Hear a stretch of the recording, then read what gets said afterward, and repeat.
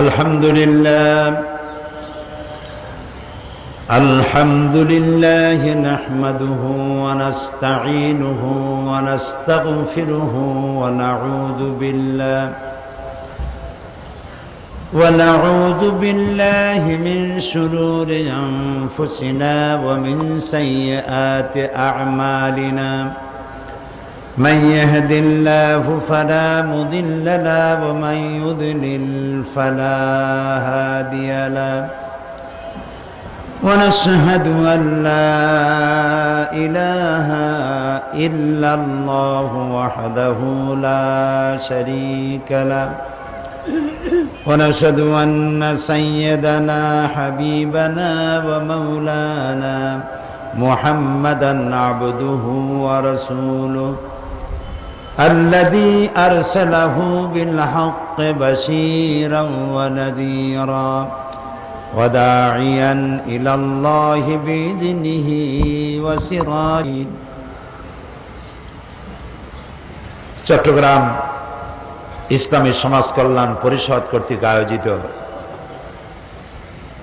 5 দিন ব্যাপী ঐতিহাসিক তাফসীরুল কোরআন মাহফিলের 26তম বার্ষিকী উপলক্ষে আয়োজিত 27 বছর 26 বছর পার হয়েছে, 27তম বাৎসরিক মাহফিলের আজকের এই উদ্বোধনী দিবসে সম্মানিত সভাপতি হযরতুল আল্লাম মৌলানা শামসুদ্দিন সাহেব মাদ্দাজিল্লুহুল আলী, এ মাহফিলের উদ্বোধক, রৌনক বখশ মেহমান আজিম, বাইতুল শরফের হযরত পীর সাহেব কেবলা, হযরত মৌলানা শাহ কুতুবউদ্দিন সাহেব দামাত বরকাতুহুল আলিয়া, হযরত উলামায়ে কেরাম, বাংলাদেশের বিভিন্ন প্রান্ত থেকে, পার্শ্ববর্তী দেশ থেকে আগত সম্মানিত ভাইয়েরা, পর্দার আড়ালের মা এবং বোনেরা, সুপ্রিয় সাংবাদিক বৃন্দ, আসসালামু আলাইকুম ওয়া রাহমাতুল্লাহি ওয়া বারাকাতুহু।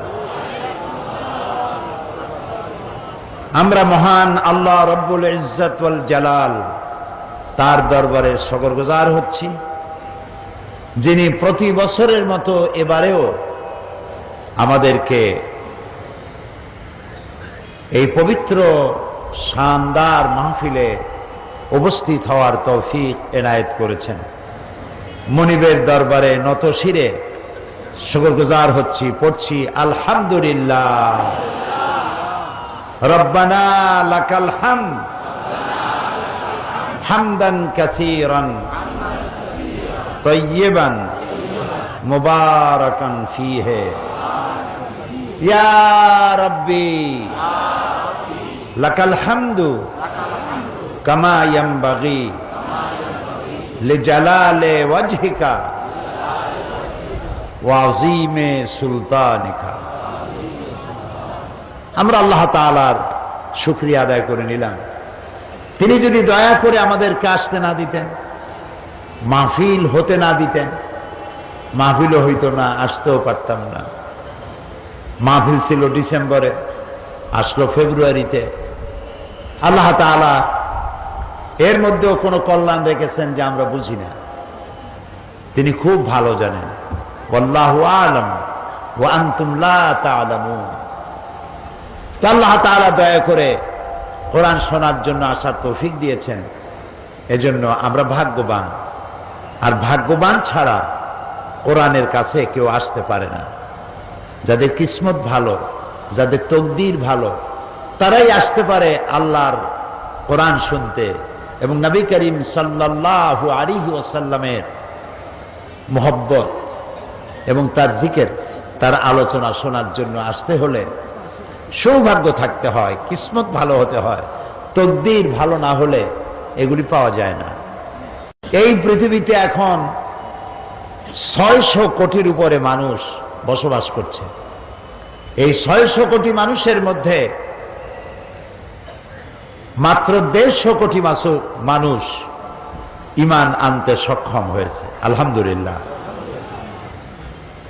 তো হেদায়েতের মালিক এবং কোরআন বুঝতে পারা, আমল করতে পারা, কোরআন অনুযায়ী চলতে পারা, এটি আল্লাহ তাআলা যাদের কিসমতে রেখেছে তাদের পক্ষেই সম্ভব, আর যাদের কপালে নাই তাদের পক্ষে সম্ভব নয়। এই জন্য আমরা দেখেছি নবী করিম সাল্লাল্লাহু আলাইহি ওয়াসাল্লামের ঘরের কাছে আবু জাহল, উতবা, শাইবা, মুগীরা, একদম নবী করিম সাল্লাল্লাহু আলাইহি ওয়াসাল্লামের শৈশব, কৈশোর, যৌবন, নবুয়ত প্রাপ্তি পর্যন্ত চোখে দেখলো, কিন্তু কপালে ঈমান হলো না, ইসলাম হলো না। আর হাজার হাজার মাইল দূর আবিসিনিয়া থেকে এলেন বেলাল হাবশি, রোম থেকে এলেন সোহাইব, হাজার হাজার মাইল দূর থেকে এসে ইসলাম নসিব হলো, জান্নাতের সার্টিফিকেট পাইলেন। সুবহানাল্লাহ। এটি তকদিরের ব্যাপার, কিসমতে না থাকলে হয় না। লাকাল হামদু বিল ঈমান, ওয়ালাকাল হামদু বিল ইসলাম, ওয়ালাকাল হামদু বিল কুরআন। আল্লাহ শুকর আদায় করে কি কুলাইতে পারবো? এ পৃথিবীর হাজারো লাখো কোটি জাতি, ধর্ম, বর্ণের মধ্যে আল্লাহ মুসলমানের ঘরে আমাদের পয়দা করেছেন, শুকর আদায় করি আলহামদুলিল্লাহ। অসংখ্য নবীদের মধ্যে যিনি শ্রেষ্ঠ, যিনি আশরাফুল আম্বিয়া, যিনি সাইয়্যিদুল মুরসালিন, যিনি ইমামুল মুত্তাকিন, যিনি রাহমাতুল লিল আলামিন, তার মতো বিশ্ব নবীর উম্মতের মধ্যে দয়া করে আমাদের মতো অযোগ্য, অপদার্থ, গুনাহগার, আমাদের মতো লোক আল্লাহ যে রসুলের উম্মতের মধ্যে শামিল করেছেন, বিনীতভাবে শুকর আদায় করি আলহামদুলিল্লাহ। আল্লাহ তাআলা বহু কিতাব দিয়েছেন, সেই কিতাবের মধ্যে সর্বশ্রেষ্ঠ কিতাব যেটি, সেই কোরআন আমাদের জন্য আল্লাহ তাআলা বরাদ্দ করেছেন। সুবহানাল্লাহ। জাবুর আল্লাহ নাজিল করেছেন, তাওরাত তিনি নাজিল করেছেন, ইনজিল তিনি নাজিল করেছেন, কিন্তু কোন একখানি কিতাবের আল্লাহ তাআলা দায়িত্ব নেন নাই যে আমি এটিকে হেফাজত করব। কিন্তু আপনার আমার কাছে যে কিতাব আল্লাহ দিলেন, এই কিতাব সম্পর্কে আল্লাহ তাআলা বলেছেন এটা হেফাজতের দায়িত্ব আমি নিয়ে নিলাম। সুবহানাল্লাহ। এটা এই জন্য যে অন্য অন্য নবীদের উপরে কিতাব আসছে, শরীয়ত পূর্ণ হয় নাই, সেই জন্য আল্লাহ তাআলা ওটাকে ইনকমপ্লিট, নবী আরো আসবে, শরীয়ত পূর্ণ করা হয় নাই, নবী আরো আসবে, শরীয়ত ইনকমপ্লিট থেকে গেছে। আপনার আমার নবী বিশ্ব নবী মুহাম্মদ রাসূলুল্লাহ প্রাণ ভরে বলেন সাল্লাল্লাহু আলাইহি ওয়াসাল্লাম, তারপরে আর কোন নবী আসবে না। লা নবিয়্যা বা'দি ওয়ালা রাসূলা, আমার পরে নবীও আসবে না, রাসূলও আসবে না, তিনি শেষ। আর তার কাছে যে কিতাব আসছে এই কিতাবও শেষ, আখেরি কালাম। এরপরে আল্লাহর পক্ষ থেকে একটা শব্দ বিশ্ববাসীর জন্য আসবে না। এখন আল্লাহ যদি এই কিতাবের হেফাজতের দায়িত্ব না নেন, তাহলে তো দুনিয়া চলবে না, নবীও আসবে না, কিতাবও থাকবে না। তো এই জন্য আল্লাহ তাআলা ইসলামের মধ্য দিয়ে বিশ্ববাসীকে যত নিয়ামত দিয়েছেন, তার মধ্যে দুইটি নিয়ামত শ্রেষ্ঠ। কয়টি নিয়ামত? দুইটি নিয়ামত শ্রেষ্ঠ। একটা হলো নবুয়ত, আরেকটি হচ্ছে কিতাব। এই দুটোর কম্বিনেশন যদি না থাকতো সর্বনাশ হয়ে যেত। যদি শুধু কিতাব আসতো আর নবী আল্লাহ না দিতেন, তাহলে মাঝিহারা নৌকার মতো আরোহীরা সমুদ্রে ডুবে মরত। বুঝতে পারেন কথা? আর নবী আসছে, কিতাব নাই, তাহলে উম্মতেরা নবীরই আল্লাহ বানাই ফেলাইত। বানাইছে না ঈসা আলাইহিস সালাম রে? কথা বলেন না কেন?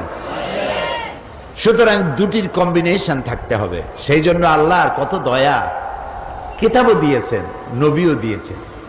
কেন দিলেন সেই কথাটাই বলবো ইনশাআল্লাহ। বলি ইনশাআল্লাহ।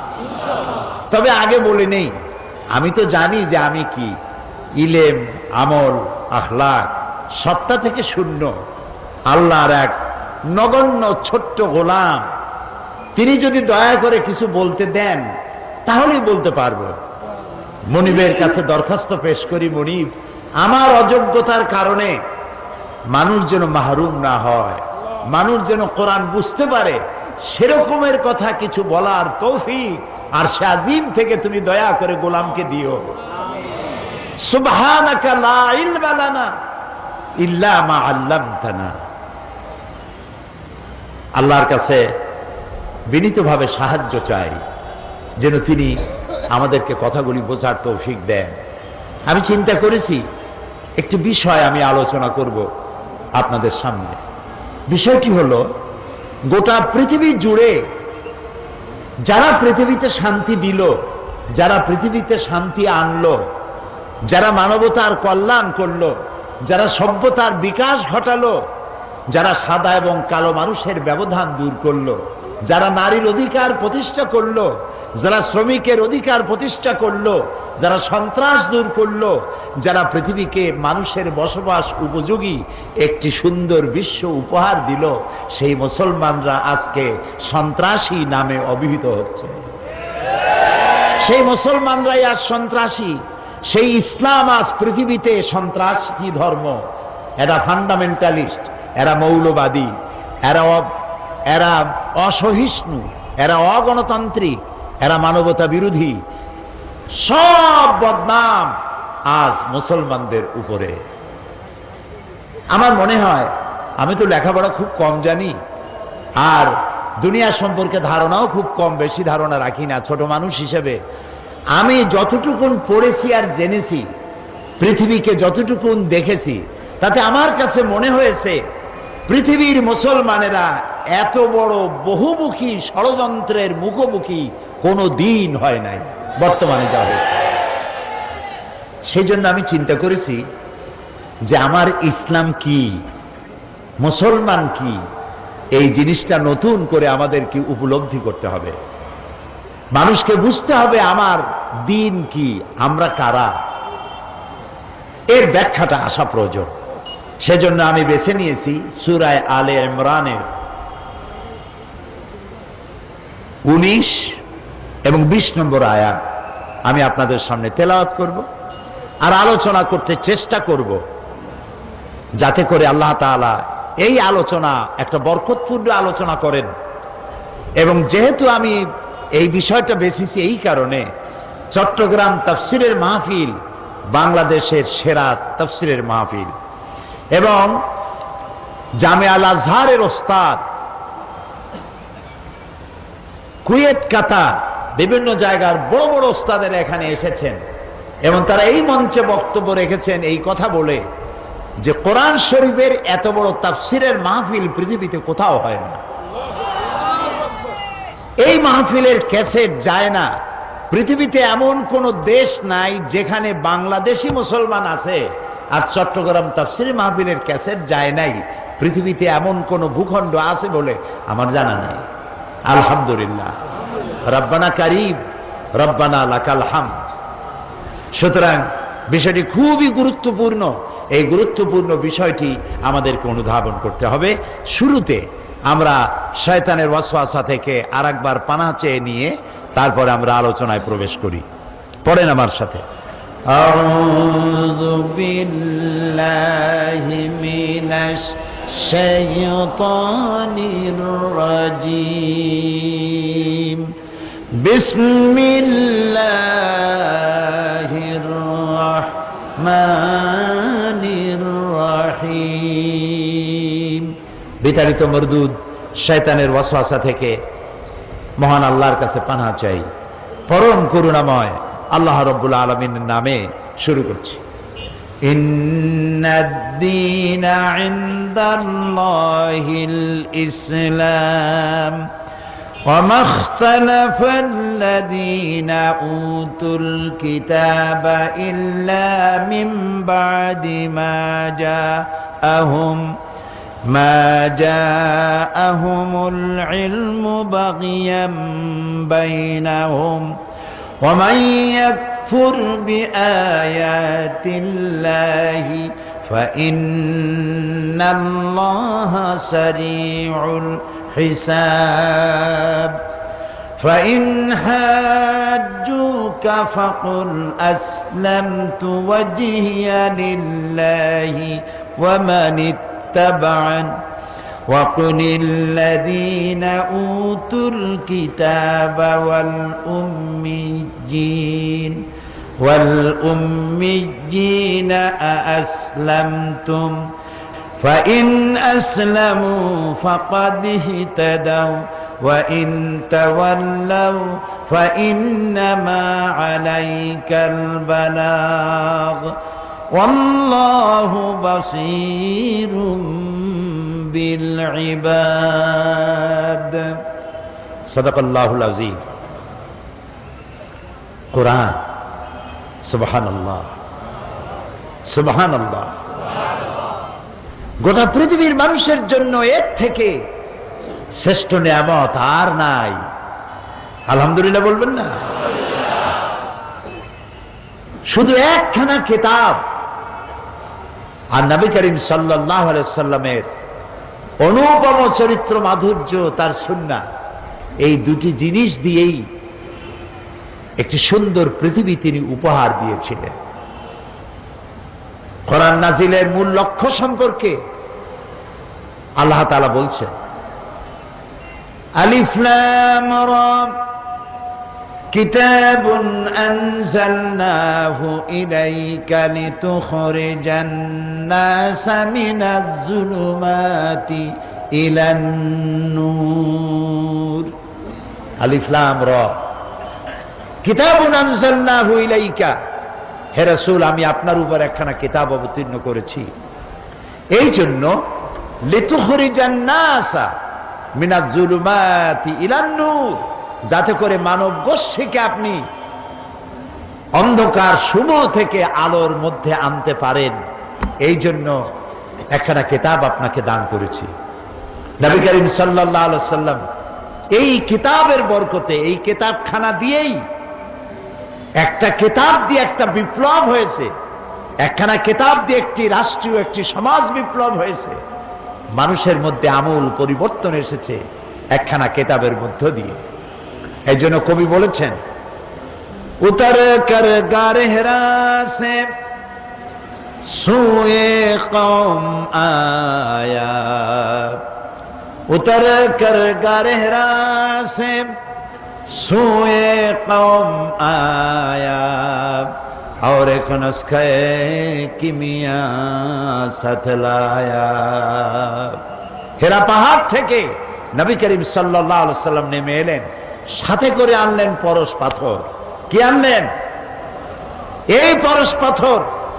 লোহা লাগলো, লোহাগুলা সোনা হইল, পাথর লাগলো, পাথরগুলো ডায়মন্ড হয়ে গেল। যারা চোর ছিল, ডাকাত ছিল, জেনাকার ছিল, বদমাশ ছিল, কি বিশাল পরিবর্তন এসে গেল তাদের মধ্যে। এই পরিবর্তন আসলো কোরআন দিয়ে। আল্লাহ তাআলা মানুষ সৃষ্টি করেছেন, আর মানুষের চলার পথের জন্য দিশা দেওয়ার দায়িত্ব হচ্ছে আল্লাহ তাআলা। দিশা দেওয়ার দায়িত্ব কার? এ সৃষ্টি করেছেন কে? আপনার আমার স্রষ্টা কে? আকাশের মালিক কে? জমিনের মালিক কে? সব কিছুর মালিক কে? তিনি সৃষ্টি করেছেন, আর সৃষ্টি করে তিনি একটা আইন দিয়েছেন, বিধান দিয়েছেন। সে আইনটা এবং বিধানটা কি, সেটাই আল্লাহ তাআলা বলছেন, ইন্নাদ-দীনা ইনদাল্লাহিল ইসলাম। নিঃসন্দেহে মানুষের জন্য জীবন ব্যবস্থা হিসেবে আল্লাহ তাআলা ইসলামকেই একমাত্র পছন্দ করেছেন। জীবন ব্যবস্থা হিসেবে আল্লাহ মানুষকে যে জীবন ব্যবস্থা দিয়েছেন, বিধান দিয়েছেন, এটার নাম হলো ইসলাম।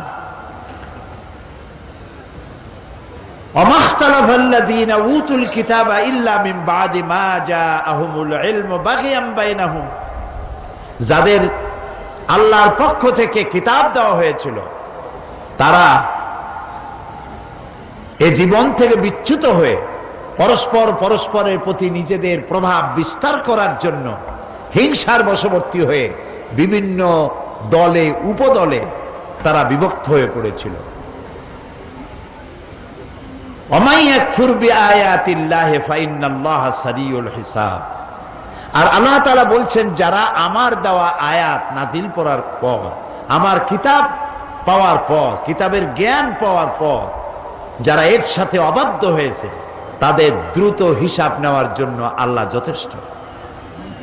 আল্লাহ তাআলা বলছেন, যদি এসব মানুষ তোমার সাথে ব্যাপারে কোনো বিতর্কে লিপ্ত হয়, তাহলে তুমি তাদের বলে দাও, আমি এবং আমার অনুসারীরা আল্লাহর প্রতি আত্মসমর্পণ করেছি, আমরা আত্মসমর্পণ করেছি। আসলামতু ফাইন আসলামু ফাকাদ ইহতাদাও। যদি তোমরা আনুগত্য করে থাকো, তাহলে তো তোমরা অবশ্যই হেদায়েত প্রাপ্ত হবে। আর ওয়াইন তাওয়াল্লাউ ফাইন্নামা আলাইকাল বালাগ। আর যদি তারা অবাধ্য হয়, এর থেকে ফিরে যায়, তাহলে আমাকে শুধু প্রচারের দায়িত্বই দেওয়া হয়েছে। আল্লাহ তাআলা বলছেন, হে নবী বলেন, আপনাকে শুধু প্রচারের দায়িত্ব দেওয়া হয়েছে, আপনি প্রচার করুন। আল্লাহু বাসীরুম বিল ইবাদ। আর আল্লাহ তাআলা তিনি তার বান্দাদের অবস্থা সম্পর্কে তিনি পর্যবেক্ষণ করছেন, তিনি দেখবেন তার বান্দারা কে কি করছে। প্রিয় ভাই সব, আল্লাহ তাআলা তিনি মানুষের জন্য বিধান দিয়েছেন। এই বিধান দুই রকমের। আল্লাহর বিধান, আল্লাহর আইন দুই রকমের। কয় রকমের আইন বলুন তো? দুই রকম। একটা আইন হচ্ছে প্রকৃতির জন্য, আর একটা আইন হলো মানুষের জন্য। প্রকৃতির উপরের যে আইনটা, এটাকে বলা হয় কানুনে ফিতরত। ইংরেজিতে বলা হয় ল অব নেচার, বাংলায় বলা হয় প্রকৃতির আইন। আর একটা আইনকে আরবিতে বলা হয় তাশরিঈ, শরীয়ত, আল্লাহ কর্তৃক অবধারিত আইন। খুব লক্ষ্য করবেন, বিষয়টা একটু কঠিন, কিন্তু সহজ করতে চেষ্টা করব ইনশাআল্লাহ। বলি আমরা ইনশাআল্লাহ। তো আল্লাহর আইন আমি বলেছিলাম প্রথমে কয় প্রকার? দুই প্রকার। একটা হলো প্রকৃতির জন্য, আর একটা হলো মানুষ আর জিনের জন্য। প্রকৃতির জন্য যে আইন, এই আইন মানতে প্রকৃতি বাধ্য, সে আইন তাদের মানতে হবে। যেমন চন্দ্র, সূর্য, গ্রহ, নক্ষত্র, পাহাড় পর্বত, কীট পতঙ্গ, নদ নদী, গাছপালা, তরুলতা, সব আল্লাহর আইন মানতে বলে বাধ্য। আল্লাহ তাআলা বলছেন, আফাগায়রা দীনিল্লাহি ইয়াবগুন ওয়ালাহু আসলামা মান ফিস সামাওয়াতি ওয়াল আরদি তাওআন ওয়া কারহা। আফাগায়রা দীনিল্লাহি ইয়াবগুন, তোমরা কি আল্লাহর দেওয়া জীবন ব্যবস্থা ছেড়ে দিয়ে অন্য কোন জীবন ব্যবস্থা তালাশ করো? ওয়ালাহু আসলামা মান ফিস সামাওয়াতি ওয়াল আরদ, যা কিছু আছে আকাশে, যা কিছু আছে জমিনে, এ সব কিছু আমার সামনে আনুগত্যের মস্তক অবনত করে দিয়েছে, ইচ্ছায় হোক অনিচ্ছায় হোক। আল্লাহর আইন তারা মানতে বাধ্য। যেমন এখন বাংলাদেশে দিন না রাত? রাত। সূর্যের এটা মজাল নাই, সূর্যের এই ক্ষমতাই নাই। এখন বাংলাদেশে সে উদিত হয়। এখন সূর্য উদিত হয়েছে আমেরিকায়। বেলা যখন 12টা যা বাজবে, তখন রাত আসতে পারবে না। রাত দুপুরের সময় সূর্য আসতে পারবে না। কে নিয়ন্ত্রণ করে বলেন? আল্লাহ রাব্বুল আলামিন বলেন, লাশ-শামসু ইয়ানবাগী লাহা আন তুদরিকাল কমারা ওয়ালাল লাইলু সাবিকুন নাহার ওয়া কুল্লুন ফী ফালাকি ইয়াসবাহুন। লাশ-শামসু ইয়ানবাগী লাহা আন তুদরিকাল কমার, সূর্যের এই ক্ষমতা নাই যে চন্দ্রকে অতিক্রম করে, চন্দ্রের ক্ষমতা নাই সূর্যের সাথে ধাক্কা লাগে। রাত দিনের মধ্যে প্রবেশ করতে পারবে না, দিন রাতের মধ্যে প্রবেশ করতে পারবে না। ওয়া কুল্লুন ফি ফালাকি ইয়াসবাহুন, যা আছে মহাশূন্যে সব ঘুরছে। চাঁদ ঘোরে, সূর্য ঘোরে, তারকা ঘোরে, পৃথিবী ঘোরে, যা আছে মহাশূন্যে সব কি করতেছে বলেন? সব ঘুরতেছে, ঘূর্ণায়মান, সব গতিশীল। কারো সাথে কারো সংঘর্ষ হয় না। এই যে সংঘর্ষ হয় না, এখানে কার আইন কার্যকর? আমাদের দেশে এই যে চট্টগ্রাম বাণিজ্যিক রাজধানী, কমার্শিয়াল ক্যাপিটাল, এই কমার্শিয়াল ক্যাপিটালকে, এই বাণিজ্যিক রাজধানীকে নিয়ন্ত্রণ করার জন্য ট্রাফিক আইন আছে। এখানে গাড়ি ঘোড়া সব চলাফেরা করছে, এটাকে নিয়ন্ত্রণ করার জন্য ট্রাফিক ল আছে, এটার জন্য সিগন্যাল লাইট আছে, এটার জন্য ট্রাফিক পুলিশ আছে। এত সত্ত্বেও অ্যাক্সিডেন্ট হচ্ছে নাকি চট্টগ্রামে হয় না? ঢাকায়, সিলেটে, সারা বাংলাদেশ, সারা পৃথিবী অ্যাক্সিডেন্ট হচ্ছে। তাহলে এত কিছু ব্যবস্থাপনা থাকতেও অ্যাক্সিডেন্ট হয়। এবার আকাশের দিকে তাকান তো, ওখানে কোনো ট্রাফিক পুলিশ আছে? সিগন্যাল লাইট আছে? অ্যাক্সিডেন্ট হয় কেন হয় না? আল্লাহর আইন মানতেছে। সুবহানাল্লাহ বলবেন না? আল্লাহর আইন মানতেছে। এই যে আমাদের দেশের পদ্মা, ব্রহ্মপুত্র, শীতলক্ষা, সুরমা, কুশিয়ারা নদী, এই নদীর পানিগুলি কি নোনা না মিষ্টি? মিষ্টি পানি, আন্দাজে কয় নোনা। আচ্ছা, এই মিষ্টি পানিগুলি জোয়ারের টানে বঙ্গোপসাগরে যায়, বঙ্গোপসাগরের পানি নোনা না মিষ্টি? নোনা। আবার ভাটির টানে মিষ্টি পানিগুলো গেল সাগরে, সাগরের নোনা পানি জোয়ারের টানে মিষ্টি পানির এলাকার মধ্যে গিয়া ঢুকলো। কিন্তু নোনা পানি মিষ্টি এলাকায় ঢুকিয়া মিষ্টি এলাকা নোনা বানাইতে পারে?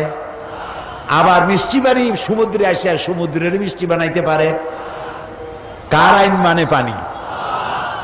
আল্লাহ রাব্বুল আলামিন বলেন, মারাজাল বাহরাইনি ইয়ালতাকিয়ান বাইনাহুমা বারযাখুন লা ইয়াবগিয়ান।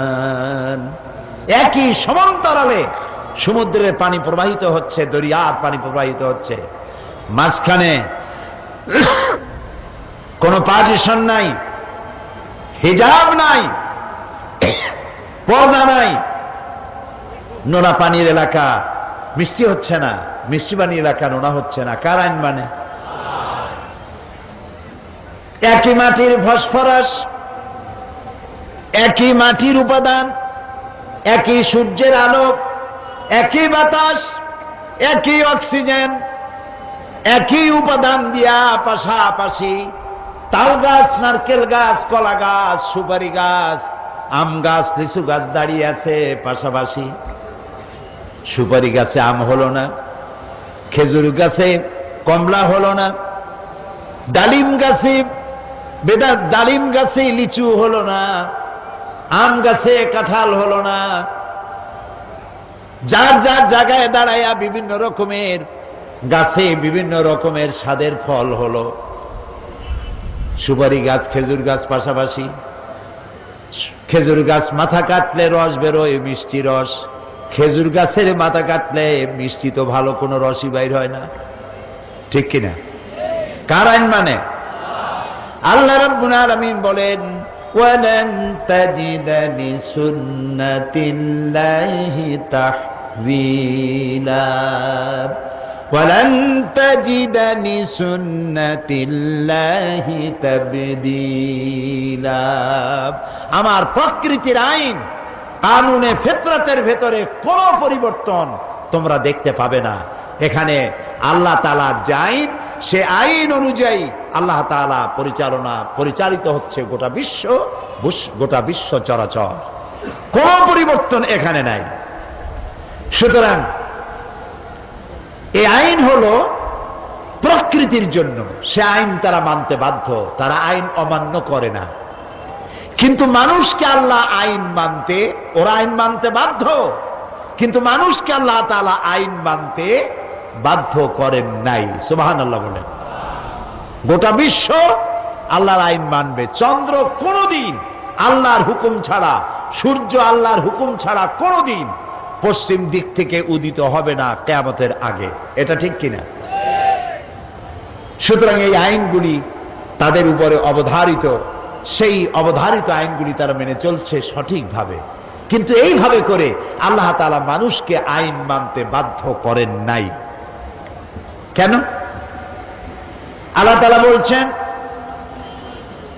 আমি মানুষকে আইন মানার জন্য বাধ্য করি নাই, কারণ হলো ওয়ালাকাদ কাররামনা বানি আদম, আদম সন্তানকে আমি মর্যাদা দিয়েছি, সম্মানিত করেছি।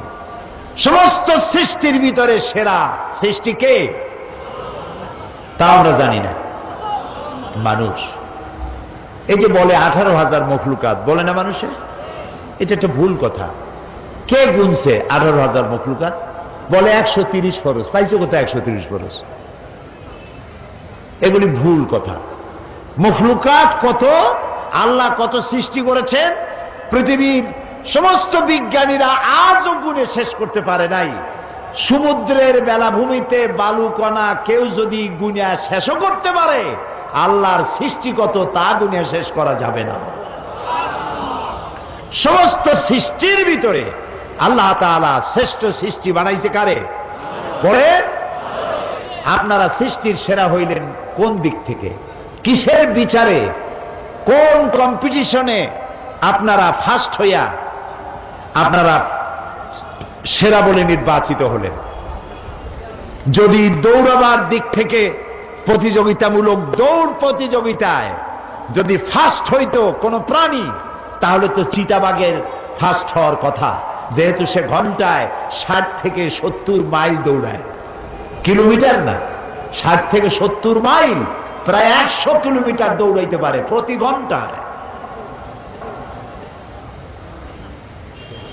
যদি হিংস্রতা এবং ক্ষিপ্রতার দিক থেকে নির্বাচিত হতো শ্রেষ্ঠত্বে, তাহলে তো সিংহের হওয়া উচিত ছিল, ব্যাঘ্রের হওয়া উচিত ছিল। যদি সাঁতারের দিক থেকে শ্রেষ্ঠত্বের নির্বাচিত হতো, তাহলে তো মাছের হওয়া উচিত ছিল। ওড়ার দিক থেকে যদি হতো, তাহলে তো পাখির হওয়া উচিত ছিল। কোন বিচারে মানুষ সৃষ্টির সেরা হলো বলেন তো দেখি? মাশাআল্লাহ। যারা বুঝেছেন তারা বলেছেন, আবার যারা বোঝে না, আমি একথা মনে করি না যে এই মাহফিলে যারা আসছে তারা বোঝে না। বোঝে, কিন্তু একটু বুদ্ধি শুদ্ধি ভালো রাখে। তারা একটু, যারা বেশি বোঝেন বলে ফেলেছেন, আর যারা তার থেকে বেশি বোঝেন তারা মনে করেছেন কোন জবাব দিয়ে কোন জ্বালা, তার থেকে চুপ করে থাকাই বেটার। মানুষকে আল্লাহ তাআলা জ্ঞানের জন্য শ্রেষ্ঠ করেছেন। সুবহানাল্লাহ। আপনি কি লক্ষ্য করেছেন, গাভীর পেট থেকে বাচ্চাটা পড়লো, ছাগলের পেট থেকে বাচ্চাটা পড়লো, পড়িয়া দাঁড়ায়, দাঁড়াইয়ে পড়ে যায়, দাঁড়ায় পড়ে যায়, এরপরে দৌড় মারে। সুবহানাল্লাহ। কিন্তু একটা মানুষের বাচ্চা, ওর দাঁড়াইতে দৌড়াইতে কয় বছর সময় লাগে। খুলিকাল ইনসানু দাঈফা, আল্লাহ তাআলা বলেছেন মানুষকে আমি বানাইছি একদম দুর্বল করে। সুবহানাল্লাহ। কি দুর্বল! কান্দা ছাড়া ভাষা নাই, পেশাব পায়খানায় পড়ে থাকে, মা সাফ না করলে তার কোন উপায় থাকে না। এই মানুষ সৃষ্টির সেরা কেমনে হইল? আল্লাহ তার জ্ঞান দিল, এমন জ্ঞান দিল যে জ্ঞান দিয়ে সে গাড়ি আবিষ্কার করলো। গাড়ি আবিষ্কার করিয়া সে এখন চিতাবাঘরে পাশে ফালায় থুইয়া মারল দৌড়। 150-200 মাইল স্পিডে চলছে। জাপান ট্রেন আবিষ্কার করেছে 350 থেকে 400 কিলোমিটার বেগে দৌড়ায় পার আওয়ার। চিন্তা করছেন? এখন বাঘ কোথায় পড়ে রয়েছে দেখেন। এগুলো দেখবেন, দেখলে জ্ঞান আরো বাড়বে। টেলিভিশনে খালি ওই কোথাকার আইডল নাকি একটা হয়েছে ইন্ডিয়ায়, কতগুলা ওপেন কনসার্ট। কি ওপেন কনসার্ট? মাথায় কতগুলো চুল, এদিকে ভালা একবার, ওদিকে ভালা একবার, 3টা সিক দেয়, 2টা লাভ দেয়, আর মানুষ অস্থির হয়ে যায়। কি সর্বনাশ! কি দেখিলাম মায়ের, কপাল পোড়া যত। টেলিভিশনের ভিতরে ন্যাশনাল জিওগ্রাফি দেখেন, ডিসকভারি দেখেন, এনিম্যাল প্ল্যানেট দেখেন, সেজদা দিতে ইচ্ছা করবে আল্লাহরে। কি সব প্রাণী তিনি বানাইছেন, সুবহানাল্লাহ। এবং প্রত্যেককে সৃষ্টি করে তার আবার আহার যোগাবার জন্য তার ব্যবস্থা করে দিয়েছেন, খাবে কেমনে সে কায়দাটাও করে দিয়েছেন। এক রকমের জীব দেখলাম এতটুকুন লম্বা, সে তার শিকার ধরবে, ফড়িং জাতীয়। ফড়িং এর কাছে দেখলে ফড়িংকে আর বসে থাকবে, সে তো উড়ে যাবে, সেই জন্য সে দূরে থাকে। দূরে থেকে ফড়িংটা ধরার জন্য নিজের জিব্বাটা ফিকে মারে, জিব্বায় এমন আঠা ফড়িংটার দূরের থেকে ধরে এনে গিলে খাই ফেলে দেয়। পানির ভিতরে এক প্রকারের মাছ দেখলাম, সেই মাছগুলি তাকে যখন খাইতে আসে অন্য মাছেরা, কিলিং ফর লিভিং, ও বাঁচার জন্য হত্যা করে, বাঁচার জন্য খায়। যখন সে অন্য কিছু একটা তারে খাইতে আসছে, তখন তার পিছনের দরজা দিয়া এক প্রকারের কিছু একটা ছেড়ে দেয়, দিলে পরে আশেপাশের পানিগুলো ইলেকট্রিফাইড হয়ে যায়। পরে যে আক্রমণ করতে আসে সে ওই বিদ্যুতাহত হয়ে সে ফিরে চলে যায়, ওরে ধরতে পারে না। অথবা পানিগুলি কালো হয়ে যায়, ওরে দেখতে পারে না, সে আত্মগোপন করে চলে যায়। এই আত্মরক্ষার জ্ঞানও আল্লাহ তাআলা ওকে দান করেছেন। তা আমরা দৌড়ের দিক থেকে জ্ঞানের কারণে চিতাবাঘের পাশে ফেলাই দিলাম, প্লেন আবিষ্কার করে পাখির সাথে উড়লো, চট্টগ্রাম থেকে ডানা মেলল বিমান। কোথার পাখি কোথায়, ও উড়ে বাঁশখালী যাওয়ার আগে আমি জেদ্দা গিয়ে নামলাম। ঠিক কিনা?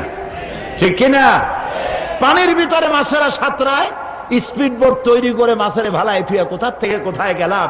তিনি মাছটাকে পানির মধ্যে, সমুদ্রের মধ্যে সাবমেরিন আবিষ্কার করে এই মানুষ সাবমেরিনে মাছে ভালায় ফিয়া প্রশান্ত মহাসাগরের মধ্য দিয়া আটলান্টিকের ভেতরে সমুদ্র উতাল পাতাল করে দিয়ে এক প্রান্ত থেকে আর এক প্রান্তে চলে যায়। যে সাপের দংশন খেলে মানুষ মারা যায়, সেই সাপের গর্তের মধ্য থেকে টেনে বের করে, এই যে ফনা ধরে যে সাপ, চট্টগ্রামে কি কয়, ঠোক মারলেই মরে মানুষ, ওইটা কি কয়? হ্যাঁ, গৌরব।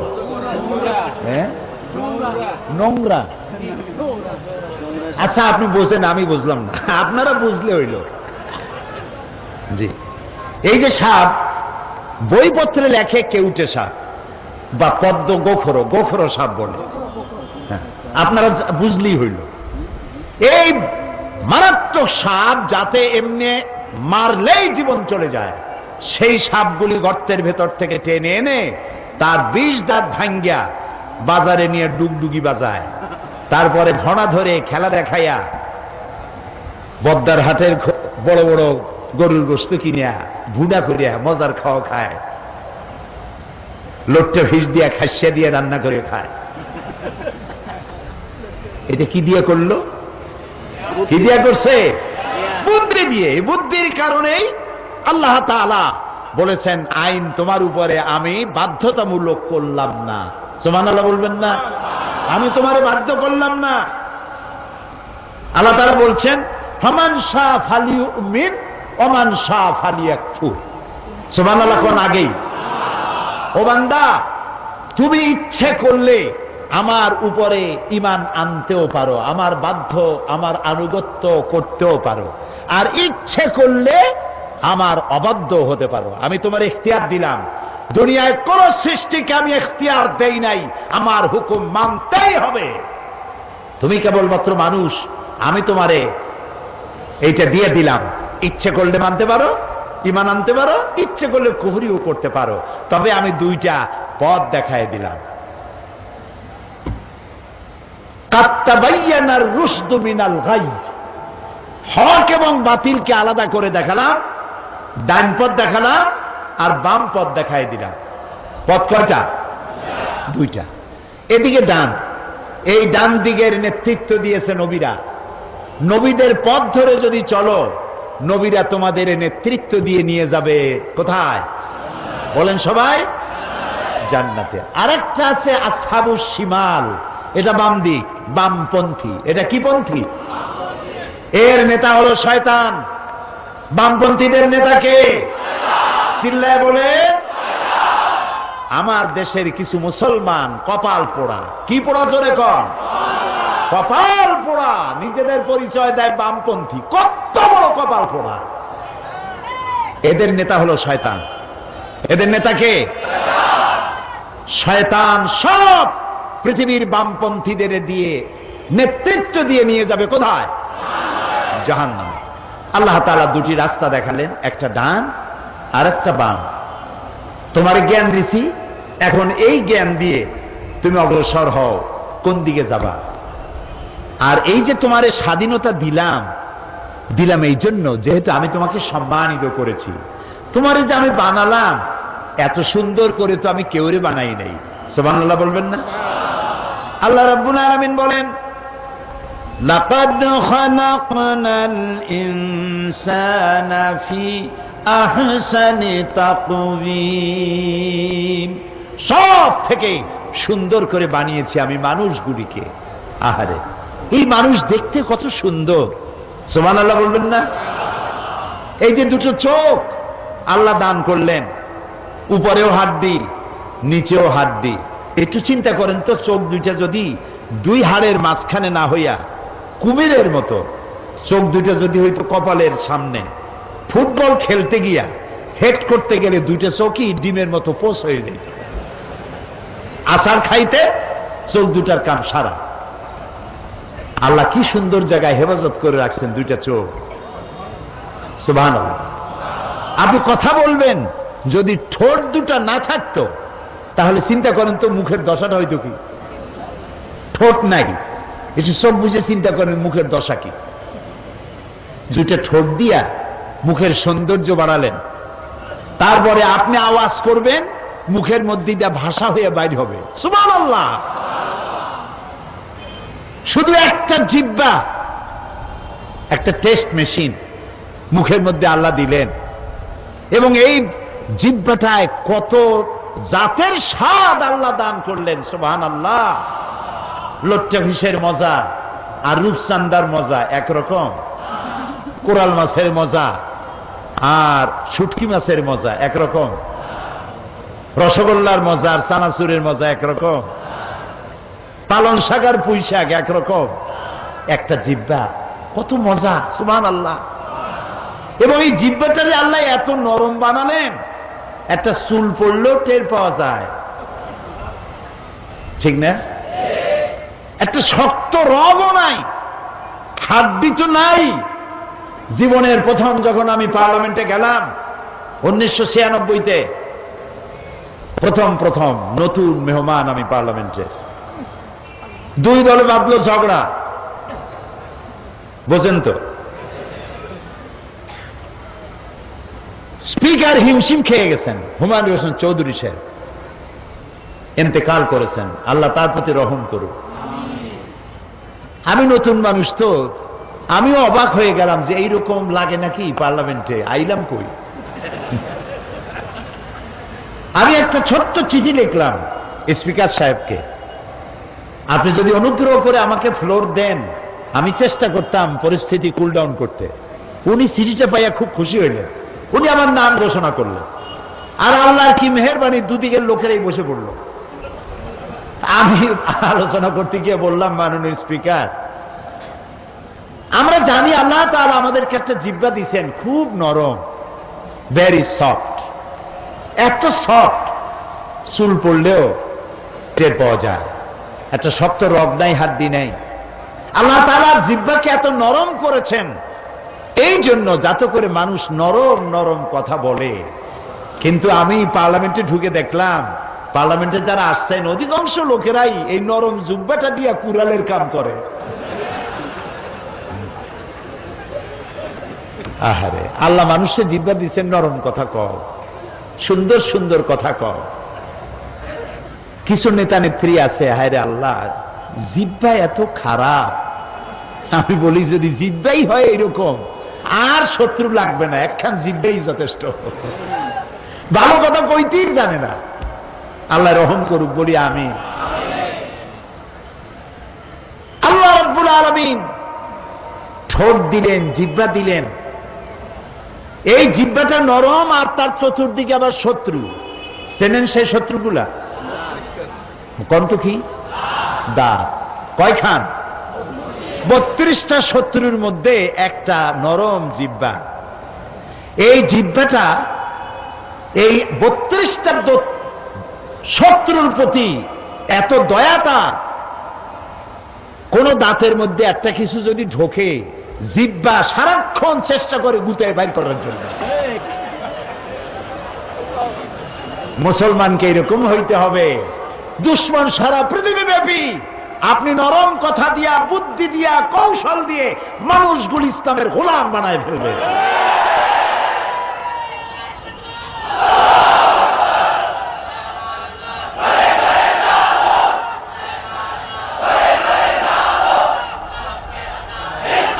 নবী করিম সাল্লাল্লাহু আলাইহি ওয়াসাল্লাম তিনি তাই করেছেন, তিনি তাই করেছেন। আচ্ছা, ও কথায় পরে আসতেছি। আল্লাহ তাআলা বলছেন যে আমি মানুষকে খুব সুন্দর করে বানাইছি। কত সুন্দর সেসব বয়ান এই তাফসীর মাহফিলে বহুত দিয়েছি, অনেক করেছি।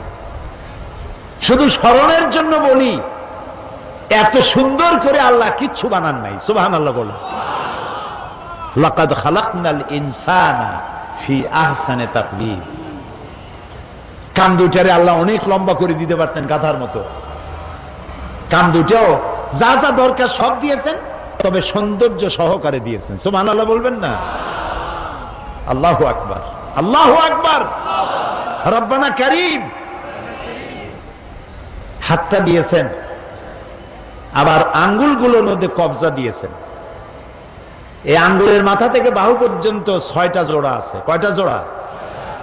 একটাও যদি জোড়া না থাকতো, এটা হয়তো লাঠি, হাত হইতো না, এতে ভাত খাওয়া যাইত না। এখানে যদি জোড়া না থাকতো, কেনুতে ভাত কি মুখে দিতে পারতেন? পারতেন না। তাহলে খাবেন কেমনে? 2 হাতের মাথায় 2 জন বসবেন, একা খাইতে পারবেনই না, 2 জন লাগবে। আঙ্গুলগুলোতে কবজা নাই। কবজা বোঝেন তো? গিরা নাই। আঙ্গুল গিরা যদি একটাও না থাকে, তাহলে তো হাত হবে না, হবে কাঁটা চামচ। খাবারের জন্য 2 জনের 2 হাতের মাথায় এক একজন বসে একজন আর একজনকে খাওয়াবে, তাও মুখে দিতে গিয়ে হয়তো গলায় গিয়ে গুতে লাগবে। আল্লাহ তাআলা বলছেন, একটু লক্ষ্য করো তো, কি সুন্দর করে বানাইছি তোমারে। তোমার পাও দুটো দেখো, তোমার চোখ দেখো, ঘাট দেখো, মাথা দেখো, ব্রেন দেখো, শরীরের দিকে তাকাও, কি সুন্দর করে বানালাম। এই যে সুন্দর মানুষ, সুম্মা রাদাদনাহু আসফালা সাফিলিন, এই মানুষ নিচে নামতে নামতে এত নিচে নামে, শয়তান অবাক হয়ে যায় আর ভাবে, এদ্দুর নামলো কি করে? এ তো আমার থেকেও বড় শয়তান। দেখছেন নামছে কদ্দুর। আজ আমাদেরকে যারা গণতন্ত্র শিখাইতে আসে না কিছু, এই যে শীত মৌসুমের অতিথি পাখির মতো বিভিন্ন জায়গা থেকে আসে, আমাদেরকে গণতন্ত্র শিখাইতে আসে, আমাদেরকে সন্ত্রাস বিরোধী আন্দোলন শিখাইতে আসেন, আমাদেরকে উপদেশ দিতে আসেন, মানবতা, মানবাধিকার শিখাতে আসেন। সুম্মা রাদাদনাহু আসফালা সাফিলিন। তোমরা কদ্দুর নামছো? তোমরা কি চিন্তা করেছো? তোমরা কি করেছো? তোমরা আমাদেরকে গণতন্ত্র, আমাদেরকে মানবাধিকার শিখাও। ইরাকের আল গরিব কয়েদখানায় তোমরা কি করেছো? তা কি পৃথিবীর কোন মানুষে করে? আমি তো ভাষা দিয়ে বলতে পারবো না। ভাষা দিয়ে আমার কাছে ওই ভাষা নাই যে ভাষা দিয়া আল গরিব কয়েদখানায় ইরাকে তারা যা করেছে, আমি ভাষা দিয়া বুঝাইতে পারবো না। মুসলমানগুলি উলঙ্গ করে কুত্তার বেল্ট মুসলমানের গলায় পরাইয়া রাস্তায় রাস্তায় টেনেছে, মুখের মধ্যে পেশাব করেছে। গুয়ান্তানামো বে, ইরাকে বন্দি শিবিরে, ইরাকে আপনার গুয়ান্তানামো বেতে, সেই কয়েদখানার মধ্যে বন্দি শিবিরে মুসলমানদের হাত পা বান্ধিয়া কোরআন শরীফের উপরে পেশাব করেছে। তোমরাও মানুষ, তোমরাও মানুষ। আমাদেরকে শিখাইতে আইসো না। আমাদের কপাল খারাপ হয়ে গেছে, এটা ঠিক, ইসলাম বুঝি নেই। সেই জন্য আমি ইসলামের সাবজেক্টটা নিছি। আল্লাহ যদি তৌফিক দেন বুঝাইতে চেষ্টা করব ইসলাম কি। ইসলাম শুধু নামাজ নয়, ইসলাম শুধু রোজা নয়, ইসলাম শুধু হজ যাকাত নয়। ইসলাম কি সে জিনিসটা আমাদের বুঝতে হবে। আমরা কারা আমাদের ইতিহাস জানতে হবে। আমরা পৃথিবীর সেরা মানুষ, আমাদের থেকে শ্রেষ্ঠ জাতি আকাশের নিচে জমিনের উপরে আর নাই। সে কথাটি বুঝতে হবে। প্রিয় ভাই সব, আল্লাহর কথা কত সুন্দর। সুম্মারাদাদনাহু আসফালা সাফিলিন। এই শ্রেষ্ঠ মানুষ নিচে নামতে নামতে কদ্দুর নামলো। একটু লজ্জার কথা হলেও বলি যৌন চাহিদা মেটাবার জন্য কোন পুরুষ শূকর কোন আরেকটি পুরুষ শূকরকে ব্যবহার করে? একটা পুরুষ কুকুর আর একটা পুরুষ কুকুরকে ব্যবহার করে? যারা আমাদের সভ্যতা শিখাইতে আসে, আমি ঘৃণায় ওদের নাম বলবো না। আমি আমার অন্তরের সমস্ত ঘৃণা দিয়ে ধিক্কার জানাই যারা পাশ্চাত্য সভ্যতার নামে পৃথিবীতে আজকে অসভ্যতা করছে। ওরা ওদের পার্লামেন্টে পুরুষে পুরুষে বিবাহ জায়েজ করেছে, মেয়ে লোকে বিবাহ জায়েজ করেছে। ওরা বিশ্ব ভালোবাসা দিবস করতেছে। এই যে কত ফেব্রুয়ারি যেন, 14ই ফেব্রুয়ারি বিশ্ব ভালোবাসা দিবস। আমাদের শিখায় ভালোবাসা। আরে বেটা, আমাদের ভালোবাসা শিখাবি তোরা? পৃথিবীতে যদি জরিপ করা হয় তাহলে দেখা যাবে সব থেকে বেশি পাগল ওই দেশটিতে যে দেশের 2 অক্ষরের নামের ব্যক্তি দুনিয়ায় সন্ত্রাসী তৎপরতা চালায়। কারণ কি? কারণ হলো স্বামী স্ত্রীতে যদি মহব্বত না থাকে বাড়ি জাহান্নাম হয়। কি হয় বোঝেন না? যেই বাড়িতে স্বামী স্ত্রীতে মহব্বত নাই, আপনার বাড়িতে আপনি 1000 কোটি টাকার মালিক হন, গুলশানে আর বনানীতে বাড়ি থাকুক 40টা, কিন্তু স্ত্রীর সাথে মহব্বত নাই, আপনার বাড়ি আপনার জীবন জাহান্নামের জীবন।